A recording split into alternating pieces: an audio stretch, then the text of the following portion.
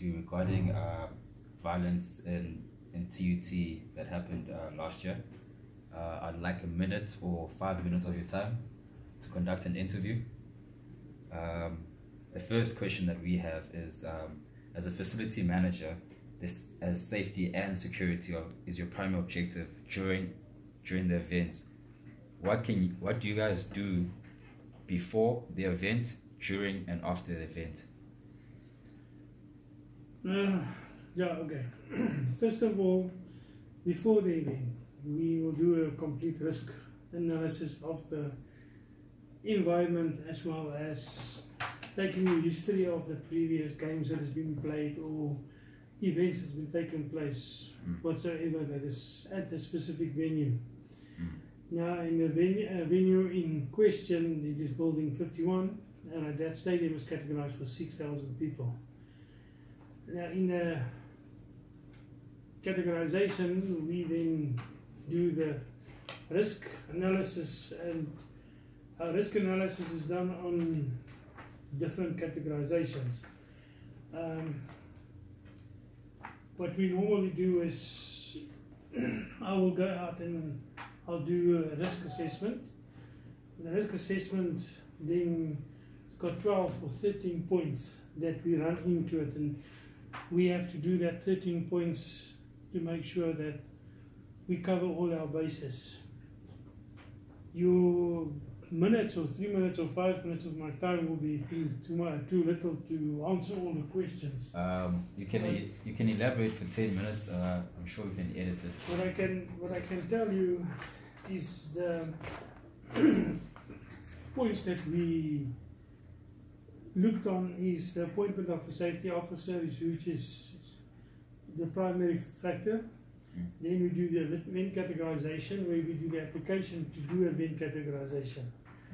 After we do the event categorization, we receive from the police the application form back with a categorized event, and then the event is categorized as a low risk, medium risk, or high risk. In the case of the incident that took place at TUT during the University of Victoria's, the event originally was categorized as a low risk.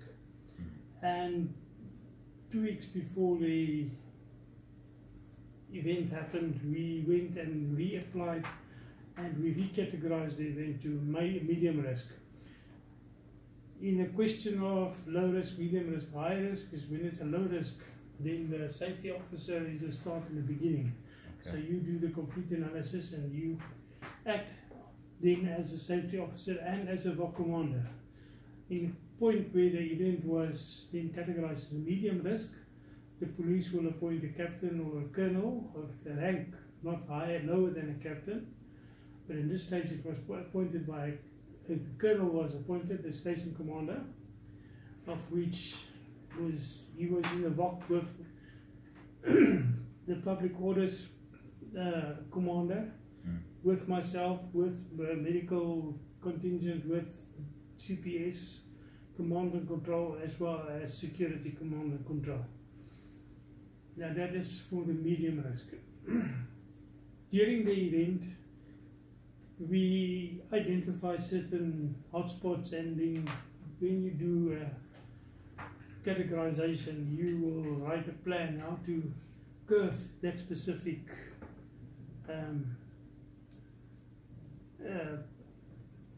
incident. Okay. But for the UP and the TUT event, what we did is we've done a complete re-analysis of the risk. We've cleaned up the area prior to entering the stadium. There was a barrier of 30 meters prior to entering of the stadium, and we did with speed fencing. And when we closed the gates, the entry gates, and we had 2 entry points, of which 2 entry points is one at the northern side, the northwestern side, and the other one was the southwestern side. Okay. As well as a third entry point at the northeastern side, where we can seat 600 to 700 people, and we specifically bring in extra seating and scaffolding by means of buying it and erected and got a certificate of fitness as well. The event then, while the event was taking place, inside the security we had double security fencing. We've got the barricade fencing, plus we've got a fixed fencing. And there was, between the fixed fencing and the barricade fencing, there was 2.5 meter space between the two fences, of which no entry could be gained through the barricade fencing unless you jump the fence and then come in. Okay. So the risk analysis that we've done as event safety officer and as a safety committee, that is the points that we identified and we worked on it, and then we tried to eliminate by splitting the groups up, TUT on one side and TUT on the other side, and it still didn't work. Unfortunately, then the incident took place. Yes, I also want to add on another question as well. Could you go in detail on what actually happened in terms of spectator violence between TUT and UP? The detail I cannot give you because I think we still need to, the investigation still need to be published. But what happened is the fact that in the case that is at hand is said that TUT students provoked the TUT students, and at this stage it couldn't be further from the truth because TUT was seated at the bottom side of the bottom north west side, and the TUT people were seated in the middle of building 51 on the top floor. Okay. So the TUT first of all started with mocking players and mocking the spectators. So I think this is one of the things is that none of our stadiums is conducive of having a capacity of 6,000 and as well as have students coming to events like soccer events. We're simply not conducive to that. And can you also elaborate on one of the questions where since varsity has varsity soccer and varsity rugby, is it true that varsity soccer pulled out of hosting games at TUT because of the incident? Varsity didn't pull out. The point was taken, or not the point, the decision was taken for the safety of the students and the players, which we as TUT cannot guarantee. Okay. The safety of students or players in any violent area. We can merely try to diffuse the situation. Varsity Cup decided, the varsity soccer decided to take away all the home games and play it at neutral venues and not playing home games at TUT.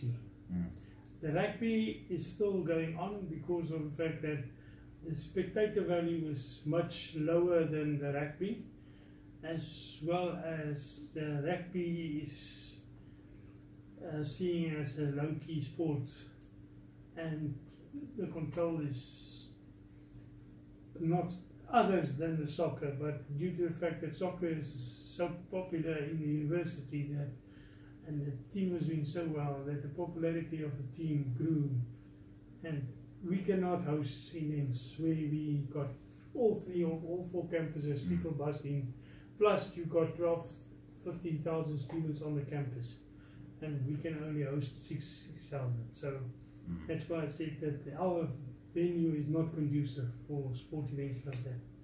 Yeah, okay, thank you. And second last question. Could you explain why you think at TUT or varsity level where a violent sport like rugby doesn't face spectatorship violence, but a non-violent sport like soccer has spectators who live off or feed off violence? Because I feel like it's happening it's our culture in South Africa as well. If you see how our main sporting codes from cricket, rugby and soccer would always have the bad agenda to it where violence is involved. But that is not only in South Africa, it's all over the world. I mean, European soccer as well. You can go that simply hooliganism. Yeah, that's what we call it. And the mere fact that, I mean, and we've got, although we've got in rugby, we've got the same things that the professionalism, we call it, you're hanging on a provincial, like Blue Bulls against the Lions, or the Lions against the Sharks, or the Sharks against the provinces, or the Kings, or whatever. The derbies are very intense. Yes, and it's very intense derbies. So, I mean, everything that is taking place on the field, it's not a question of that rugby hasn't got violence. There is violence in rugby as well, but the soccer, you must understand, soccer is worldwide and it's nationwide, and there is far more soccer supporters than rugby supporters. I mean, you can take Loftus, you can take FNB Stadium, a normal club game between Kaiser Chiefs and London Pirates will bring you 56,000 people. Because we love the soccer, and the soccer is loved by a lot of people. And rugby, the lesser people is watching rugby than the soccer, because of this is just the era that we grew up. I mean, overseas, the Europeans, they've got more soccer culture there, and that's why you will see that in Barcelona versus Manchester or Brumfield or anything like that, there's always the division between the groups. The one group was sitting this side, another group was sitting that side, but there's still violence breaking out. And it's just, this is just connected to the soccer as per se, because of the what can I say to you? It's a game that the people are passionate about. Yeah, a lot of emotions, right? Emotions, high emotions. Right, thanks for that. And last question is, do you feel the incident that happened is our tarnish TUT sport as a whole, just not the soccer, but now getting investors or third parties interested in it because they think TUT is a high risk when it comes to violence? and sorry to disturb. And how can we prevent, or what contingency plan as a facility manager and a safety officer as well that you guys can take forward to make sure everyone's safe, from the players to the transportation of the players, the spectators, and their transportation? It is very unprofessional to say that it's just soccer that tarnishes the image of the university. I mean, soccer is a sport, but realistically, the students, the environment, and the students that is at TUT is causing all this. It's not the game soccer, it's not the game rugby, it's not the game hockey, or not the game. It's the spectator that comes down there and people that wants to push their own agendas. Each one's got his own agenda. And say, listen, I will get you all for free in here if you just follow me. And I will make sure that you all get food, you just follow me. So, I mean, blindly, you sided with people that you think that you're going to benefit a lot from. Yes, our image has been tarnished, and yes, we are suffering a lot. But sport at this moment in the institution is the only environment and the only directorate that is at least got a positive side of TUT that we can portray. I mean, our students, some of our students participating internationally. You don't see them, or don't hear them, or don't know that they are being, misbehaved. I mean, you look at Stephen Makoka. Stephen Makoka was now the world champion in racing. There are marathon. There's Castor Semenya. I mean, there's Terence Matoli. There's a lot of people, Nombi Mangi, and all those people. I mean, they're all people that come in from us, and they're all people that is part and parcel of the sport environment, and wherever they go, They portray a positive image to sport. They portray a positive image. I mean, if you see artists like Dozy and Maria Makeva's son, she was here. She's knowing how TUT's Porty. She was here with the soccer game and she enjoyed it. I mean, even with the rugby game. So it's unfair to say that soccer was tarnishing. It's not soccer. Soccer was played.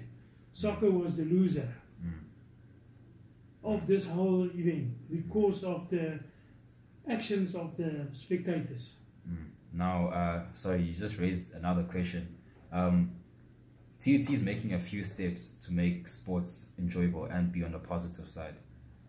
As a facility manager as well again and a safety officer, is it possible to be able to have campus control and control the spectators so we make sure that they don't destroy the experience and the atmosphere of the sporting code, as you just said now that soccer was played and people from the outside try to hurt the sporting game itself?